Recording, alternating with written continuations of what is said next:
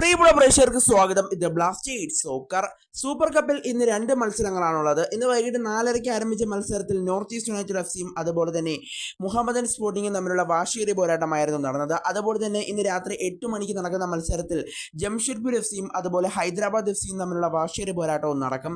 ഇന്ന് വൈകിട്ട് ആരംഭിച്ച മത്സരത്തിൽ IS ക്ലബ്ബുകളായ നോർത്ത് ഈസ്റ്റ് യുണൈറ്റഡ് എഫ് സിയും അതുപോലെ തന്നെ മുഹമ്മദൻ സ്പോർട്ടിങ്ങും ഏറ്റുമുട്ടിയപ്പോൾ ഒരു തകർപ്പൻ വിജയമാണ് ഇപ്പോൾ North East United F C നേടിയെടുത്തിട്ടുള്ളത്. എതിരില്ലാത്ത 6 ഗോളിന്റെ ഗംഭീരമായ വിജയമാണ് ഇപ്പോൾ മുഹമ്മദൻ സ്പോർട്ടിങ്ങിനെതിരെ നോർത്ത് ഈസ്റ്റ് ഇപ്പോൾ നേടിയെടുത്തിട്ടുള്ളത്. എന്തായാലും നമുക്ക് വിശദമായി ഇതിനെ പരിശോധിക്കാം. അതിനു മുമ്പ് നമ്മുടെ ചാനൽ കണ്ടുപോകുന്ന ഏകദേശം 80% പേരും ചാനൽ ഇവരെയായിട്ടും ഒന്ന് സബ്സ്ക്രൈബ് ചെയ്തില്ല. അതുകൊണ്ട് ദയവായി എല്ലാവരും നമ്മുടെ ചാനൽ സബ്സ്ക്രൈബ് ചെയ്തേക്കുക. അപ്പോൾ നമുക്ക് ഇതിനെ വീഡിയോയിൽ തന്നെ കടക്കാം.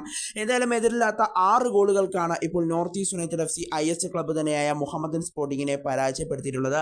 കൂടാതെ മലയാളി താരമായ ജിതിൻ മസും അതുപോലെ തന്നെ ഗോളടി യന്ത്രമായ നോർത്ത് ഈസ്റ്റ് യുണൈറ്റഡിന് വേണ്ടി ഗോളടിച്ചു കൂട്ടുന്ന അവരുടെ ഗോളടി യന്ത്രം അലാവുദ്ദീൻ അച്ചാറി ഇന്നത്തെ മത്സരത്തിൽ ഹാട്രിക്ക് പൂർത്തിയാക്കിയെന്നതും എടുത്തു പറയേണ്ട മറ്റൊരു കാര്യം കൂടിയാണ്. അദ്ദേഹം ഇന്നത്തെ മത്സരത്തിൽ 3 ഗോളുകളും ഒരു അസിസ്റ്റുമായി മിന്നിക്കത്തി കളിച്ചു എന്ന് തന്നെ നിലവിൽ പറയേണ്ടതായിട്ട് വരും.